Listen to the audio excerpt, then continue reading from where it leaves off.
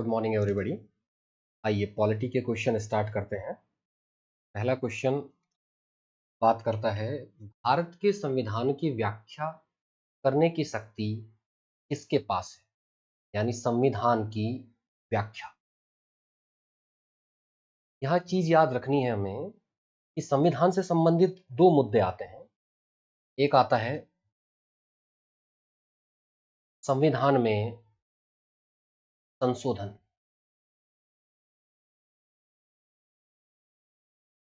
और दूसरा आता है संविधान की व्याख्या। तो देखिए, जो संविधान है उसमें संशोधन करने की शक्ति सिर्फ और सिर्फ संसद को दी गई। इसको दी गई है सिर्फ और सिर्फ संशोधन करने की शक्ति संसद को दी गई है, और संविधान की व्याख्या करने का अधिकार सुप्रीम कोर्ट और हाई कोर्ट दोनों को दिया गया है। ध्यान रखिएगा, हाई कोर्ट राज्य में होते हैं, लेकिन ये संविधान की व्याख्या कर सकते हैं। दूसरी तरफ विधानसभा राज्य में होती हैं, लेकिन वो संविधान की संशोधन नहीं कर सकती हैं। यानी कि विधानसभा जो कि किस में होती है? राज्य में होती है, ये संविधान में संशोधन नहीं कर सकती। कौन कर सकता है? सिर्फ संसद। तो हमारा प्रश्न के अनुसार उत्तर होता है डी, सर्वोच्च न्यायालय और उच्च न्यायालय दोनों। क्लियर है? संविधान में संशोधन करने की शक्ति सिर्फ संसद को दी गई है, लेकिन उसी संविधान की व्याख्या करने का अधिकार सुप्रीम कोर्ट को भी दिया गया है और हाई कोर्ट को भी दिया गया है। दोनों को यह शक्ति प्राप्त है। आगे देखें अगला क्वेश्चन। राज्यसभा का सदस्य बनने के लिए न्यूनतम कितनी आयु चाहिए होती है? तो राज्यसभा का सदस्य बनने के लिए न्यूनतम 30 वर्ष आयु चाहिए होती है। देखिए, हमारी जो संसद है, इस संसद के दो भाग हैं। एक है राज्यसभा और दूसरा है लोकसभा। राज्यसभा का सदस्य बनने के लिए न्यूनतम 30 वर्ष आयु चाहिए, और जबकि लोकसभा का सदस्य बनने के लिए न्यूनतम 25 वर्ष आयु चाहिए। क्लियर है? ठीक इसी तरह से हमारे यहां चुनाव होते हैं स्थानीय निकाय। स्थानीय निकाय के जिनमें पंचायती राज, नगरीय प्रशासन आ जाता है, उसमें न्यूनतम आयु 21 वर्ष चाहिए होती है। यही हम कुछ महत्वपूर्ण पदों की बात कर लें, तो अगर हम राष्ट्रपति की बात करें, उपराष्ट्रपति की बात करें और राज्यपाल की बात करें, तो इनके लिए न्यूनतम आयु 35 वर्ष है। न्यूनतम आयु कितनी दी गई है? 35 वर्ष। यानी कोई व्यक्ति राष्ट्रपति, उपराष्ट्रपति और राज्यपाल तब बन सकता है जब उसकी न्यूनतम आयु 35 वर्ष हो। कोई व्यक्ति राज्यसभा का सदस्य तब बन सकता है जब उसकी न्यूनतम आयु 30 वर्ष हो। लोकसभा का तब बन सकता है जब उसकी न्यूनतम आयु 25 वर्ष हो। ऐसे ही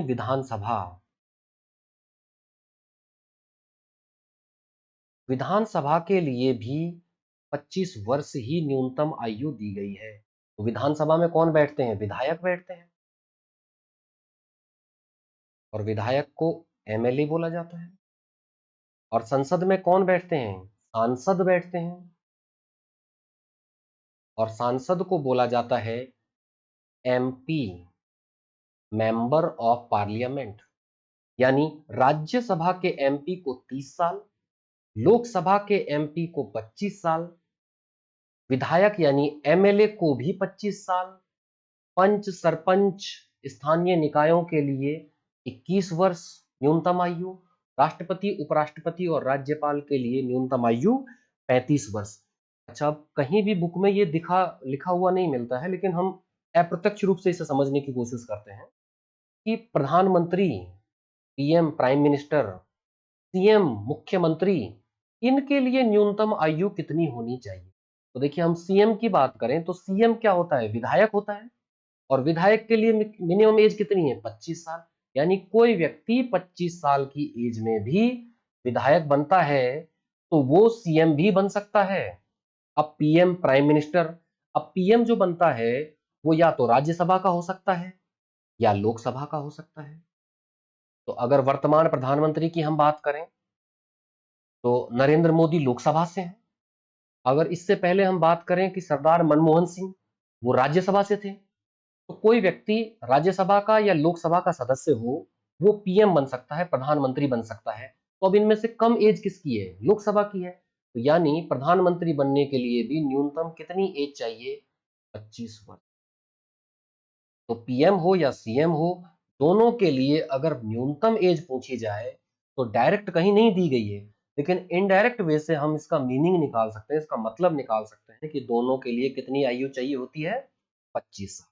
तो यहाँ क्लियर है कि अलग अलग पदों के लिए न्यूनतम आयु अलग अलग दी गई है।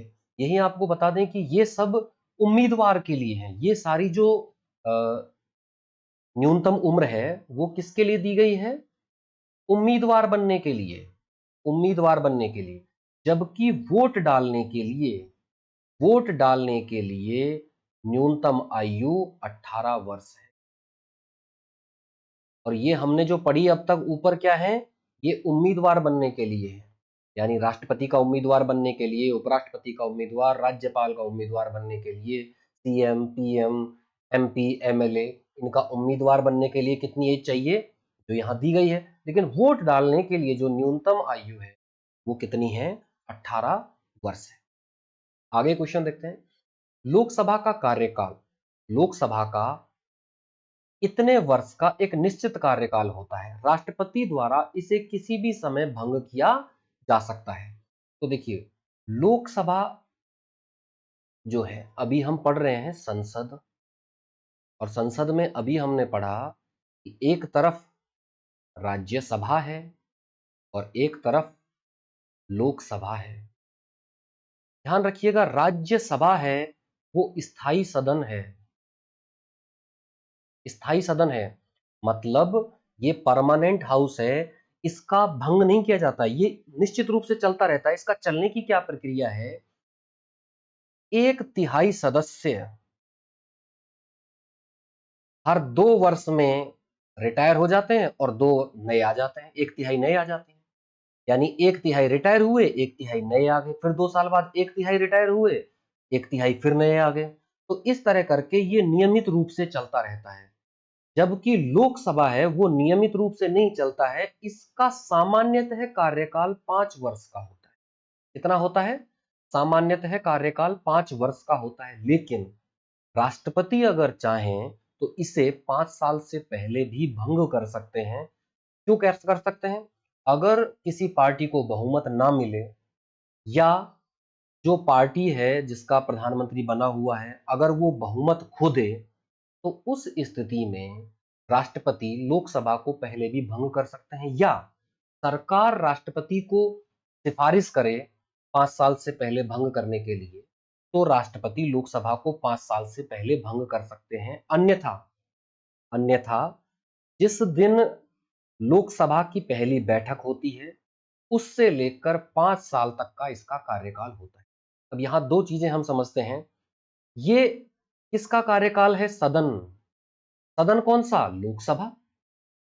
और दूसरा इसका सदस्य, लोकसभा का सदस्य, उसका कार्यकाल भी 5 वर्ष होता है। ध्यान रखिएगा, लोकसभा का कार्यकाल भी 5 वर्ष है और उसके सदस्य का कार्यकाल भी 5 वर्ष है। जबकि अगर राज्यसभा की हम बात करें तो राज्यसभा का कार्यकाल खुद का, सदन का, अनिश्चित है। अनिश्चित क्यों है? क्योंकि ये स्थायी सदन है, कभी भंग नहीं किया जाता है, मतलब नियमित रूप से चलता रहता है, तो इसका कोई कार्यकाल निश्चित नहीं है। जबकि इसके सदस्य का कार्यकाल 6 वर्ष होता है। तो एग्जामिनर क्वेश्चन घुमाता है और पूछता है राज्यसभा का कार्यकाल कितना होता है, और पहला ऑप्शन मिलेगा आपको 6 वर्ष। तो गलती मत करना, 6 वर्ष राज्यसभा का कार्यकाल नहीं है, राज्यसभा के सदस्य का कार्यकाल है। क्लियर है? राज्यसभा का कार्यकाल तो अनिश्चित है, वो तो स्थायी सदन है, तो उसका तो कोई कार्यकाल निश्चित है ही नहीं। उसके सदस्य का 6 वर्ष है। तो क्वेश्चन अगर आता है तो आप उसे धैर्य से पढ़ें और उसका मीनिंग समझें कि वो राज्यसभा का कार्यकाल पूछ रहा है या राज्यसभा के सदस्य का कार्यकाल पूछ रहा है। तो अगर हम क्वेश्चन के हिसाब से चलें यहाँ पर, तो लोकसभा का सामान्यतः कार्यकाल कितना होता है? 5 वर्ष का होता है। लेकिन अगर आपातकाल लगा हुआ है, अगर आपातकाल लगा हुआ है अनुच्छेद 352 के अनुसार, यानी यूं कहूं कि राष्ट्रीय आपातकाल लगा हुआ है अनुच्छेद 352 के अनुसार, तो लोकसभा का कार्यकाल एक बार में 1 वर्ष के लिए बढ़ाया जा सकता है और इस तरह से एक एक बार करके एक एक वर्ष कितनी भी बार बढ़ाया जा सकता है।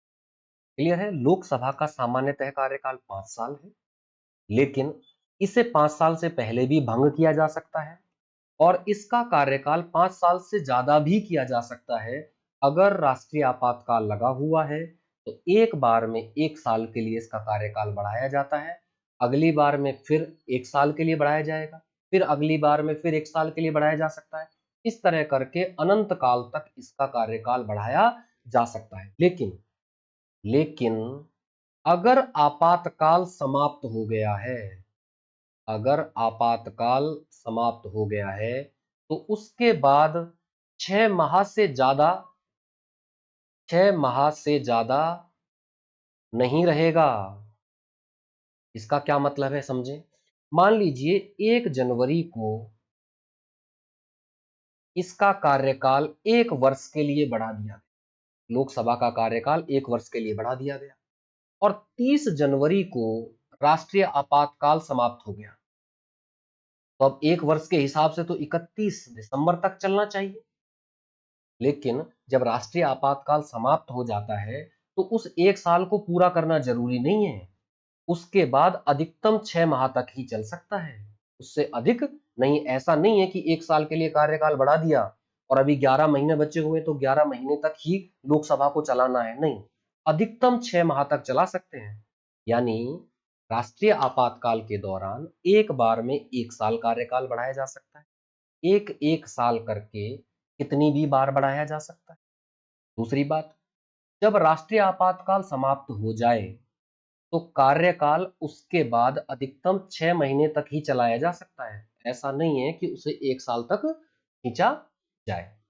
क्लियर है? यहां पर तो लोकसभा के कार्यकाल के बारे में ये जानकारी थी। अगला क्वेश्चन देखते हैं। लोकसभा के पीठासीन अधिकारी को क्या कहा जाता है?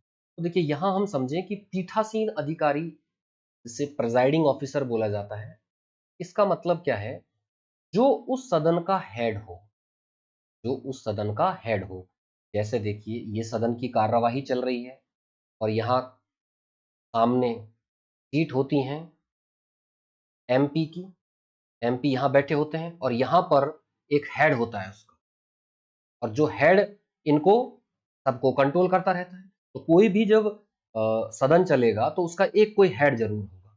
तो जब लोकसभा का कार्यवाही चलती है तो लोकसभा का जो हेड होता है, जो पीठ पर, इस पीठ यानी इस सीट पर जो आसीन होता है, उसे बोलते हैं पीठासीन अधिकारी। और लोकसभा के पीठासीन अधिकारी या लोकसभा के हेड को लोकसभा अध्यक्ष बोला जाता है, लोकसभा अध्यक्ष बोला जाता है। और वर्तमान लोकसभा अध्यक्ष हैं ओम बिड़ला। ओम बिड़ला जो कि राजस्थान के कोटा से हैं और ये लगातार दूसरी बार लगातार दूसरी बार क्या है, ये लोकसभा अध्यक्ष बने हैं। क्लियर है? अब राज्यसभा का जो हेड होता है, राज्यसभा का हेड या पीठासीन अधिकारी, उसे क्या बोला जाता है? सभापति बोला जाता है। याद रखिएगा, लोकसभा में बोला जाता है लोकसभा अध्यक्ष और राज्यसभा में बोला जाता है सभापति। और ये सभापति कौन होता है? उपराष्ट्रपति। कौन होते हैं ये? उपराष्ट्रपति होते हैं। तो लोकसभा का हेड लोकसभा अध्यक्ष होगा, राज्यसभा का हेड सभापति होगा जो कि उपराष्ट्रपति होते हैं। अब जहां राज्यसभा में ही उपसभापति होते हैं तो सभापति है वहां उपसभापति, और जहां अध्यक्ष है वहां उपाध्यक्ष। तो लोकसभा में अध्यक्ष होता है और उपाध्यक्ष होता है, जबकि राज्यसभा में सभापति होता है और उपसभापति होता है। क्लियर है? तो लोकसभा के पीठासीन अधिकारी को हम क्या बोलेंगे? लोकसभा अध्यक्ष कहेंगे। आगे देखें, भारतीय संविधान में राज्य के नीति निर्देशक सिद्धांत की विशेषता किस संविधान से ली गई? तो सबसे पहले हम देखें कि जो नीति निर्देशक तत्व हैं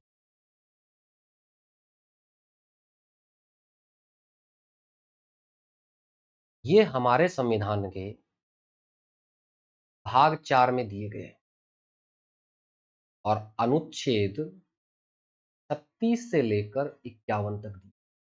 अनुच्छेद 36 से लेकर 51 तक दिए गए।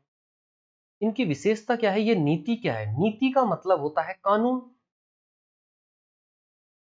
कानून बनाने के लिए निर्देश, यानी यूं कहूं कि निर्देश।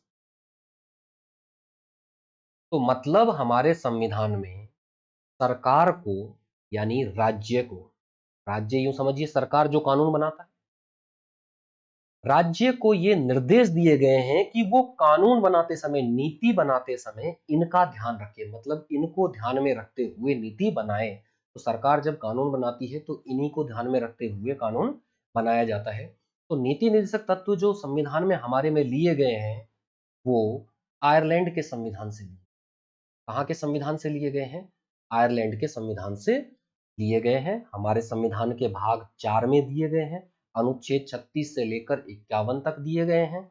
ये गाइडलाइंस हैं, निर्देश हैं, इसके लिए, राज्य के लिए यानी सरकार के लिए हैं कि उन्हें कानून बनाते समय इनका ध्यान रखना चाहिए। अगला क्वेश्चन देखते हैं हम। धार्मिक विषयों का प्रबंधन। तो धार्मिक विषयों का प्रबंधन, तो देखिए हमारे संविधान में धार्मिक स्वतंत्रता का अधिकार दिया गया है। अब हमारे संविधान में मौलिक अधिकार जो है वो दिए गए हैं भाग 3 में।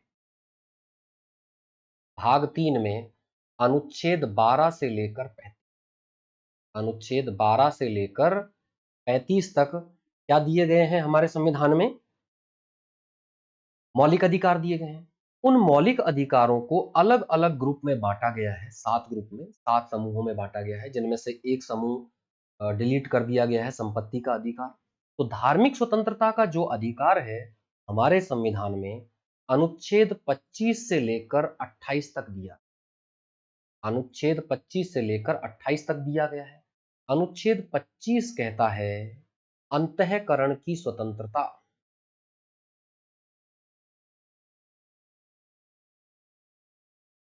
यानी कि किसी भी व्यक्ति को किसी भी धर्म को अपनाने, उसके अनुसार आचरण करने, उसकी पद्धतियों को अपनाने और उसका प्रचार करने का अधिकार। अनुच्छेद 26 कहता है धार्मिक मामलों के प्रबंधन की स्वतंत्रता, धार्मिक मामलों के प्रबंधन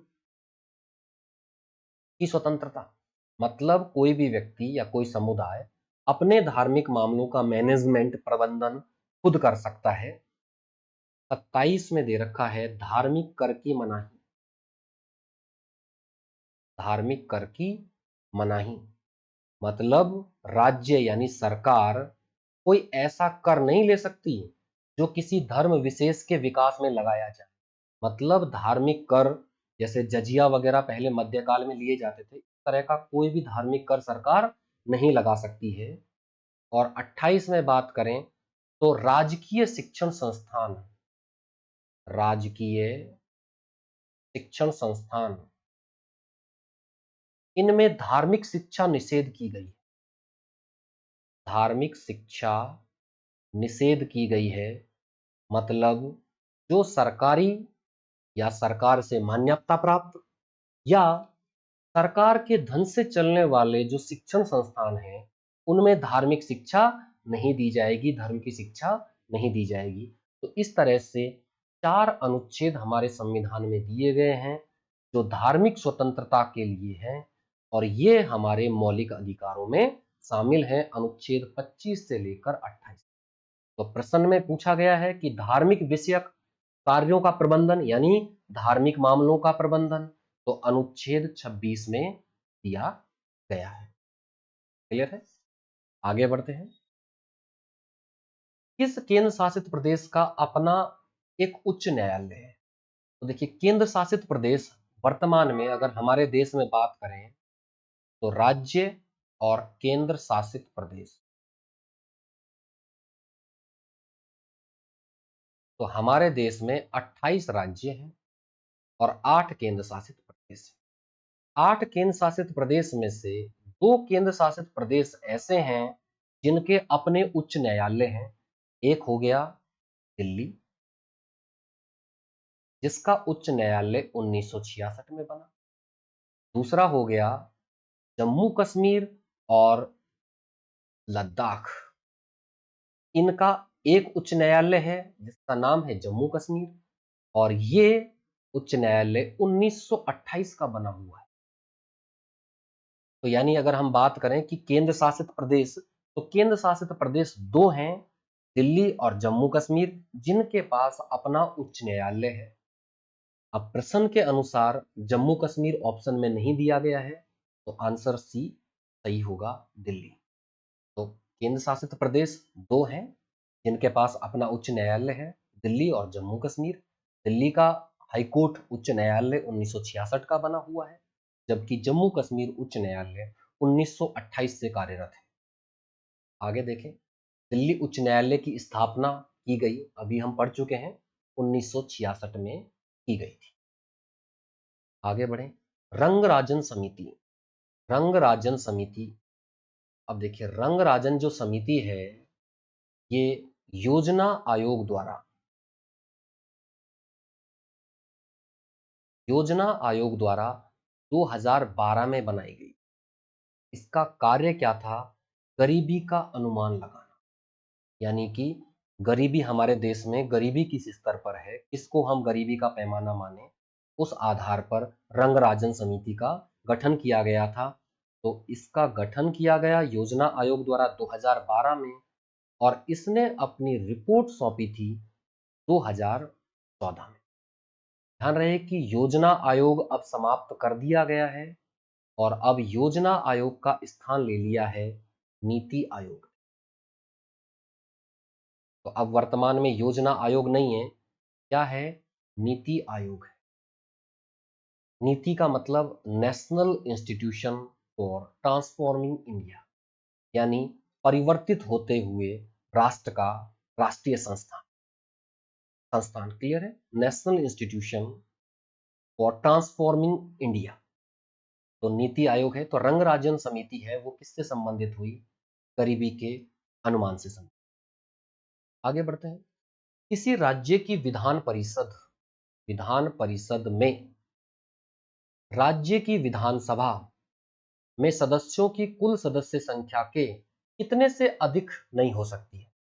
तो हम सबसे पहले हम समझें कि जैसे हमने देखा संसद, और संसद के 2 सदन होते हैं, एक राज्यसभा और दूसरा है लोकसभा। ठीक ऐसे ही राज्य में भी 2 सदन हो सकते हैं, जरूरी नहीं है कि हो ही। तो एक होता है विधान परिषद और दूसरा होता है विधान सभा। तो जैसे लोकसभा प्रत्यक्ष मतदान द्वारा चुनी जाती है, वैसे ही विधानसभा भी प्रत्यक्ष मतदान द्वारा चुनी जाती है। अब प्रत्यक्ष मतदान का मतलब क्या है कि जनता जिसकी एज 18 वर्ष हो, जनता जिसकी एज 18 वर्ष हो वो वोट डाले तो उसे क्या बोलेंगे? प्रत्यक्ष मतदान बोलेंगे। तो लोकसभा और विधानसभा दोनों में प्रत्यक्ष मतदान होता है, लेकिन राज्यसभा और विधान परिषद दोनों में कैसा मतदान होता है? अप्रत्यक्ष। अप्रत्यक्ष यानी जनता नहीं देती है, बल्कि जनता द्वारा चुने हुए प्रतिनिधि मतदान करते हैं। तो हम विधान परिषद की यहां बात कर रहे हैं, तो विधान परिषद है वो राज्य में होती है, और वर्तमान में हमारे देश में सिर्फ 6 राज्यों के पास विधान परिषद है। कितने राज्यों के पास है? सिर्फ 6 राज्य। हम सिस्टम से समझे इन्हें। एक हो गया यूपी, उत्तर प्रदेश। दूसरा, उत्तर प्रदेश के पास ही बिहार। तीसरा हम समझें आंध्र प्रदेश, और आंध्र प्रदेश से अलग होने वाला तेलंगाना। तीसरा महाराष्ट्र, और महाराष्ट्र से पास ही कर्नाटक। यूपी, बिहार, आंध्र प्रदेश, तेलंगाना, महाराष्ट्र और कर्नाटक, इन 6 के पास वर्तमान में विधान परिषद है, और बाकी राज्यों में विधान परिषद नहीं है। तो विधान परिषद है वो अनुच्छेद 169 169 के अनुसार होती है, और विधानसभा अनुच्छेद 170 के अनुसार। तो विधान सभा में एक लिमिट दी गई है। तो विधानसभा की सीमा क्या दी गई है कि अधिकतम सदस्य तो इसमें 500 हो सकते हैं, लेकिन न्यूनतम इसमें 60 सदस्य। जबकि विधान परिषद की अगर हम बात करें तो इसमें भी सीटों की सीमा दी गई है, और सीटों की सीमा के हिसाब से अधिकतम इसमें कितने सीट हो सकती हैं? तो अधिकतम हो सकती हैं विधानसभा में जितनी सीट उनका 1/3, 1/3 भाग। और न्यूनतम कितनी सीट हो सकती हैं? तो न्यूनतम सीट हो सकती हैं 40। अब 1/3 का मतलब यहां पर क्या निकल कर आता है? मतलब विधानसभा की कुल सदस्य संख्या जितनी है उसमें 3 का भाग दे दें। जैसे मान लीजिए एक एग्जाम्पल लें हम, तो राजस्थान की विधानसभा है, उसमें 200 सीट है। तो अगर वहां पर विधान परिषद बनती है तो उसमें अधिकतम कितने सदस्य हो सकते हैं? तो हम 200 में 3 का भाग, इतने अधिकतम सदस्य वहां पर हो सकते हैं। क्लियर है? तो संसद में जैसे राज्यसभा और लोकसभा होती है, ऐसे ही राज्य में विधान परिषद और विधानसभा हो सकती है, लेकिन सभी राज्यों में विधान परिषद नहीं होती। तो विधान परिषद सिर्फ भारत के 6 राज्यों में है, यूपी, बिहार, आंध्र प्रदेश, तेलंगाना, महाराष्ट्र और कर्नाटक। विधान परिषद में अधिकतम सदस्य संख्या कितनी हो सकती है? विधानसभा की सदस्य संख्या का 1/3। न्यूनतम कितनी हो सकती है? 40। विधानसभा में अधिकतम कितनी हो सकती है? 500। न्यूनतम कितनी हो सकती है? 60। क्लियर है? तो हमारे प्रश्न के अनुसार पूछा गया है विधान परिषद में राज्य की विधानसभा का सदस्यों की कुल संख्या का कितने से अधिक नहीं हो सकती है? तो कितने से अधिक नहीं हो सकती है? 1/3 से अधिक नहीं हो सकती है। अधिकतम कितने सदस्य हो सकते हैं? 1/3 हो सकते हैं। अब यहां पर हम विधान परिषद के बारे में थोड़ा और समझें। देखिए, विधान परिषद अनुच्छेद 169 के अनुसार होती है। अनुच्छेद 169 के अनुसार विधान परिषद दी गई है। इसमें कुछ सदस्य मनोनीत होते हैं और कुछ निर्वाचित होते हैं। तो कुछ मनोनीत होते हैं, तो मनोनीत कितने होते हैं? तो मनोनीत होते हैं 1/6 भाग। 1/6 भाग मनोनीत और 5/6 भाग निर्वाचित। क्लियर हुआ? तो मतलब कुल सदस्य संख्या का 1/5 भाग तो मनोनीत होगा। अब मनोनीत कौन करेंगे इनको? मनोनीत कौन करेंगे इनको? तो इनको मनोनीत करते हैं राज्यपाल। तो राज्यपाल द्वारा मनोनीत होते हैं 1/6 सदस्य। अब दूसरा उसी के साथ हम बात करें कि बाकी जो सदस्य होते हैं उनका किस आधार पर विभाजन किया गया है। तो अगर हम देखें तो 5/6 सदस्यों में से 1/3 1/3 सदस्यों को एमएलए चुनते हैं। 1/3 सदस्यों को एमएलए चुनते हैं। 1/3 सदस्यों को स्थानीय निकाय यानी पंचायत और नगरीय सुशासन इनके द्वारा चुना जाता है। 1/12 सदस्यों को चुना जाता है जो शिक्षक हैं 10th या उससे ऊपर की क्लासों के जो शिक्षक हैं वो चुनते हैं।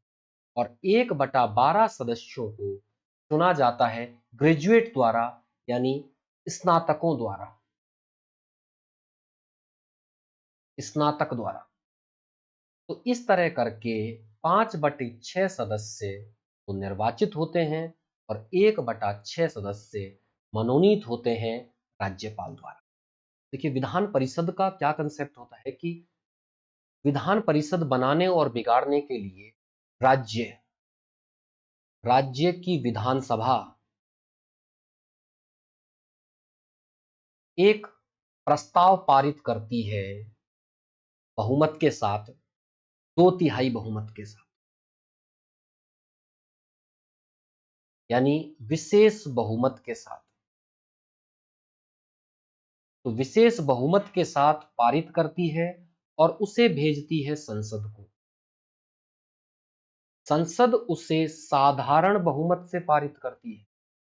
इससे करती है साधारण बहुमत से पारित करती है और साधारण बहुमत से पारित करने के बाद वो यस कर सकती है। यानी कि विधानसभा पर निर्भर करेगा कि विधान परिषद बनेगी या नहीं बनेगी।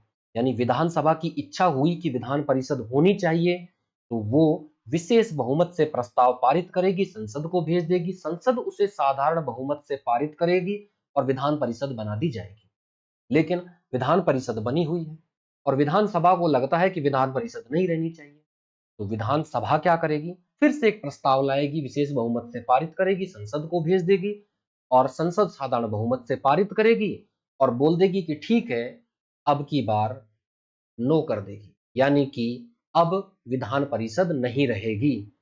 तो यानी विधान परिषद रहेगी या नहीं रहेगी वो किस पर निर्भर करता है, विधानसभा की इच्छा पर निर्भर करता है। यहां ध्यान देने वाली बात है कि राज्य की विधानसभा तो इसे विशेष बहुमत से पारित करेगी, लेकिन संसद इसे साधारण बहुमत से पारित करेगी।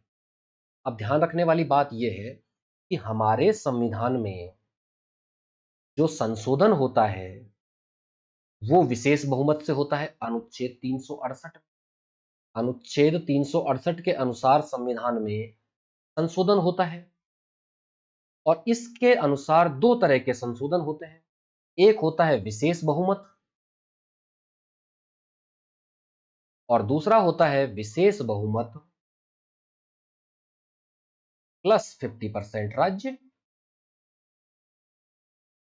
अब जबकि ये साधारण बहुमत से पारित हो रहा है तो हमारे संविधान में कुछ संशोधन ऐसे हैं जो साधारण बहुमत से पारित होते हैं, उनको उनको अनुच्छेद 368 के अनुसार संविधान संशोधन नहीं माना जाता है। अब यहां एक क्वेश्चन आता है कि दो तरह के क्वेश्चन आते हैं। पहला क्वेश्चन, संविधान के अनुसार कितने तरह के संशोधन हो सकते हैं, और दूसरा क्वेश्चन 368 अनुच्छेद 368 के अनुसार कितनी तरह के संशोधन हो सकते हैं। तो देखिए 368 के अनुसार कितनी तरह के संशोधन हो सकते हैं, दो तरह के हो सकते हैं, एक विशेष बहुमत से, दूसरा विशेष बहुमत से पारित हो प्लस 50% राज्य भी उसे अप्रूव करें, समर्थन करें उसका, तो दो तरह के हो गए। तो अनुच्छेद 368 के अनुसार दो तरह के संविधान संशोधन हो सकते हैं और ये दोनों के दोनों विशेष बहुमत से होंगे।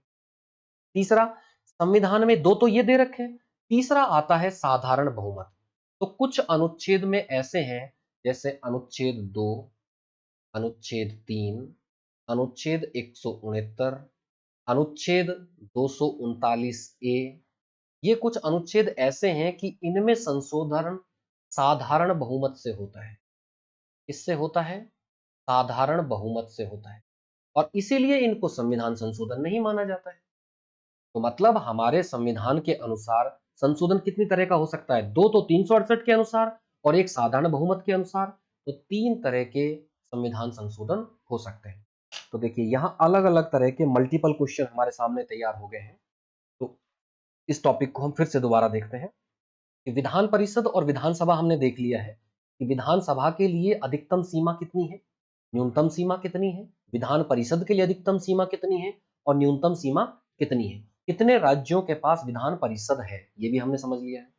यहां समझते हैं कि विधान परिषद रहेगी या नहीं रहेगी, ये किस पर निर्भर करेगा? विधानसभा पर।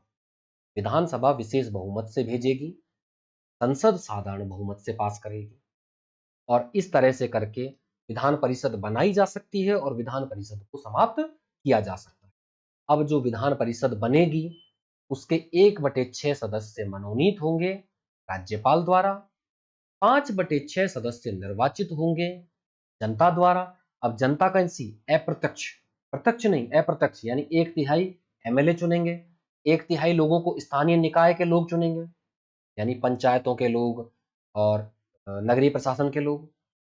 1/12 सदस्यों को 10वीं या उससे ऊपर के शिक्षक चुनेंगे और 1/12 सदस्यों को उस राज्य के स्नातक चुनेंगे, ग्रेजुएट स्नातक चुनेंगे। अब बात आती है कि हमारे संविधान में संशोधन कितने तरह के हो सकते हैं? संविधान में संशोधन 3 तरह के हो सकते हैं। 2 तरह के तो वो जो 368 में दिए हुए हैं, और एक तरह का वो जो साधारण बहुमत से पारित होता है। तो हमारे संविधान में कुछ अनुच्छेद ऐसे हैं, जैसे अनुच्छेद 2, अनुच्छेद 3, अनुच्छेद 169 और 239 ए। इनमें संशोधन है जो साधारण बहुमत से होता है। अनुच्छेद 2 में क्या दिया हुआ है? 2 में दिया हुआ है विदेशी राज्य, यानी कोई विदेशी हिस्सा भारत में शामिल होना चाहे तो वो अनुच्छेद 2 के अनुसार शामिल हो सकता है। ऐसा एक हिस्सा सिक्किम भारत में शामिल हुआ था। तो अगर भविष्य में पाकिस्तान या बांग्लादेश का कोई हिस्सा भारत में शामिल होना चाहे तो वो किसके अनुसार शामिल होगा? अनुच्छेद 2 के अनुसार। अनुच्छेद 3 में आता है जो हमारे वर्तमान राज्य हैं उनके नाम, उनकी सीमाओं में परिवर्तन, नए राज्य बनाना, पुराने राज्यों को समाप्त करना, वो सारा अनुच्छेद 3 में आता है। अनुच्छेद 169 हम पढ़ चुके हैं, इसमें विधान परिषद का बनना और बिगड़ना आता है। अनुच्छेद 239 ए में आते हैं केंद्र शासित प्रदेश, खास करके दिल्ली। तो इनसे संबंधित संशोधन कैसे होंगे? साधारण बहुमत से पारित होते हैं। आगे हम देखें कि गर्भ के चिकित्सकीय समाप संशोधन विधेयक, जिसे एमटीपी बोला जाता है, मेडिकल टर्मिनेशन ऑफ प्रेगनेंसी, इसमें संशोधन किया गया और इस संशोधन में सीमा को 20 सप्ताह से बढ़ाकर 24 सप्ताह कर दिया गया। ये किस चीज की सीमा है? गर्भपात की ऊपरी, यानी न्यायपालिका की अनुमति से कोई गर्भपात कराया जा सकता है तो उसकी अधिकतम सीमा कितनी हो सकती है? अब 24 सप्ताह, यानी 24 सप्ताह तक के गर्भ को गर्भपात कराया जा सकता है न्यायपालिका की अनुमति से, उससे ऊपर की सीमा नहीं है। आगे बढ़े हम। हमारा संविधान संविधान सभा द्वारा, तो पहली चीज तो हमारा संविधान किसने बनाया? संविधान सभा ने बनाया। तो संविधान सभा ने इसे कब अपनाया? कब अपनाया? इस सवाल के जवाब के लिए हम अपने संविधान की प्रस्तावना देख लेते हैं। तो प्रस्तावना देखिए, प्रस्तावना में साफ साफ लिख रखा है अपनी इस संविधान सभा में आज, आज कौन सी डेट है? 26 नवंबर 1949 को इसे अंगीकृत, इस संविधान को अंगीकृत करते हैं, अधिनियमित करते हैं और आत्मार्पित करते हैं। यानी कि यहाँ क्या दिया हुआ है? हमारे संविधान की प्रस्तावना में दिया हुआ है। प्रस्तावना यानी उद्देश्य का एक ही बात है, इसी को क्या बोला जाता है? प्रस्तावना। हमारे संविधान की प्रस्तावना या उद्देशिका में दिया हुआ है स्पष्ट शब्दों में कि 26 नवंबर 1949 को हमारे संविधान को अपनाया गया था।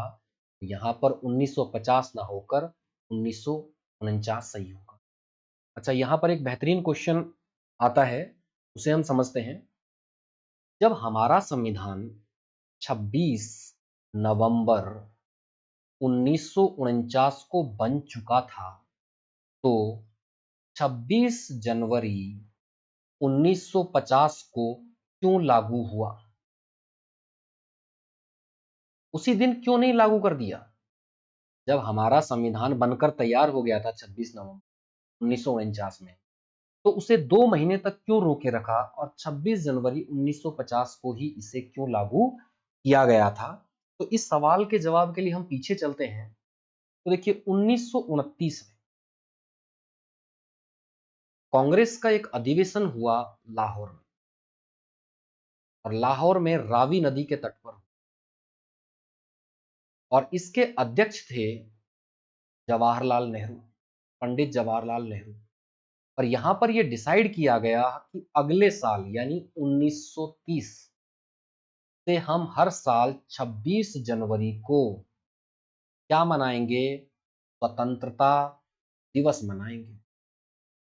तो भारत आजाद नहीं हुआ था उससे पहले से ही भारत में 1930 से हर 26 जनवरी को स्वतंत्रता दिवस मनाया जाता था। अब 1947 आ गया, और 1947 को हमारा स्वतंत्रता दिवस बन गया 15 अगस्त, क्योंकि 15 अगस्त को देश आजाद हो गया। अब स्वतंत्रता दिवस तो बन गया 15 अगस्त। तो अब 26 जनवरी को क्या वैल्यू दें, क्या सम्मान दें, क्योंकि उस दिन हम लगातार स्वतंत्रता दिवस मनाते आ रहे थे। तो इसलिए इस 26 जनवरी को सम्मान देने के लिए हमारे संविधान को 26 नवंबर को बनने के बावजूद भी 2 महीने रोके रखा गया, और उसे लागू कर दिया गया था 26 जनवरी 1950। तो क्लियर हुआ 26 जनवरी 1950 को क्यों लागू किया?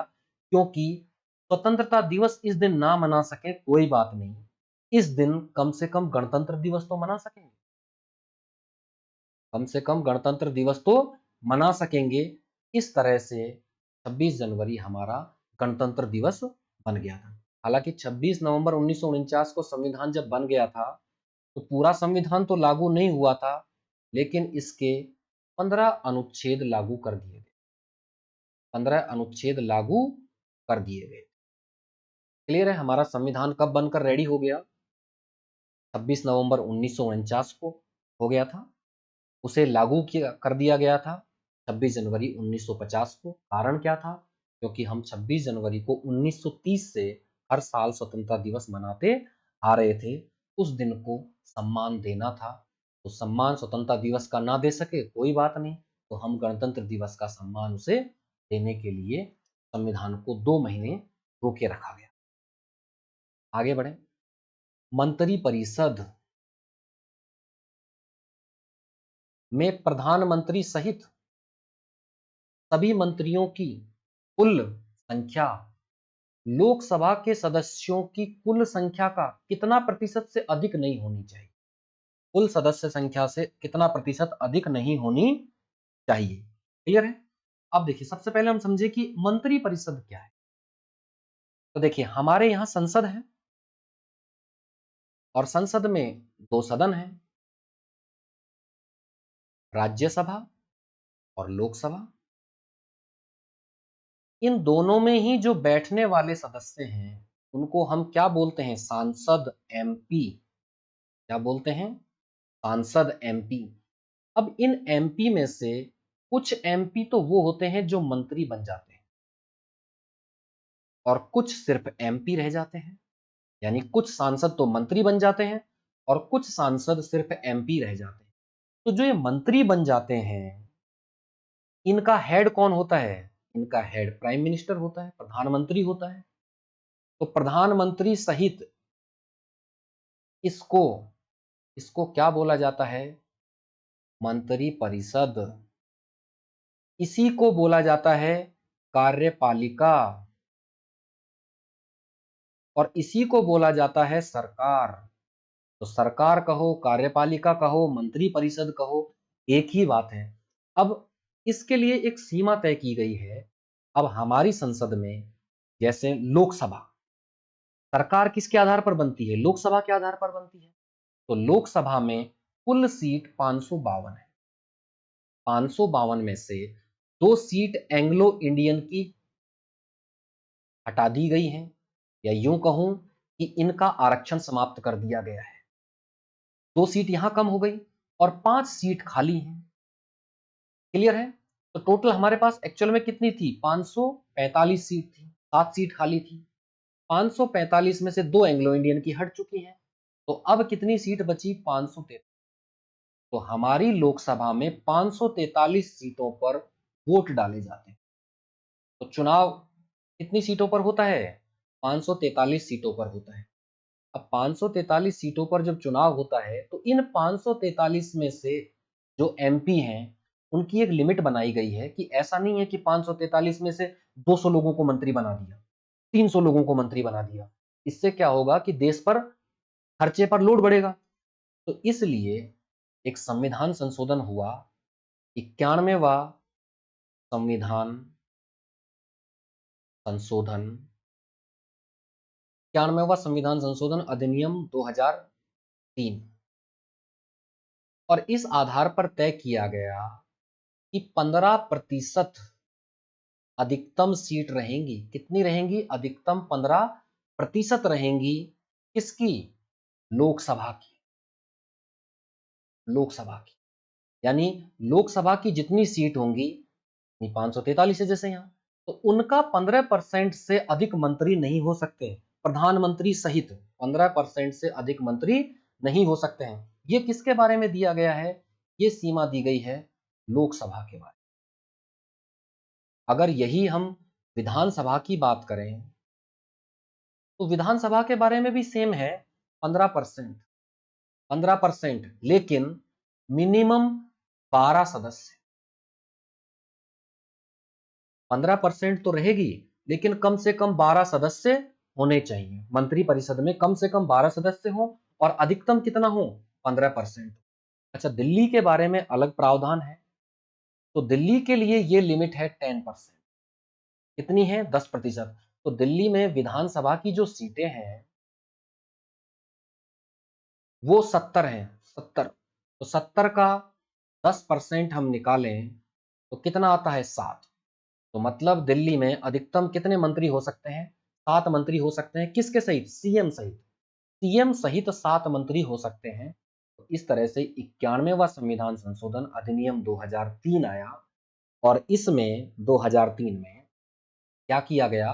तय किया गया कि मंत्री परिषद है उसका आकार केंद्र सरकार में 15% रहेगा। 15% किसका? लोकसभा की सीटों का 15%। इसी तरह से राज्यसभा में भी 15% किया गया निर्धारित। किसका? विधानसभा की सीटों का। तो विधानसभा की अगर हम राजस्थान का उदाहरण लें तो विधानसभा की 200 सीट है, तो 200 सीटों का 15% निकालते हैं तो निकल कर आता है 30। यानी राजस्थान में 30 सीएम सहित अधिकतम मंत्री हो सकते हैं। लेकिन न्यूनतम कितने रहेंगे? न्यूनतम 12 रहेंगे। न्यूनतम राज्यों में कितने रहेंगे? 12 रहेंगे। लेकिन दिल्ली के मामले में ये समय सीमा सदस्यों की सिर्फ कितनी है? 10%। क्लियर है? आज की क्लास यहीं तक रखते हैं। आगे की क्लास में हम फिर आगे डिटेल से इसी तरह से क्वेश्चन सॉल्व करते रहेंगे। हमारे साथ जुड़े रहें। धन्यवाद।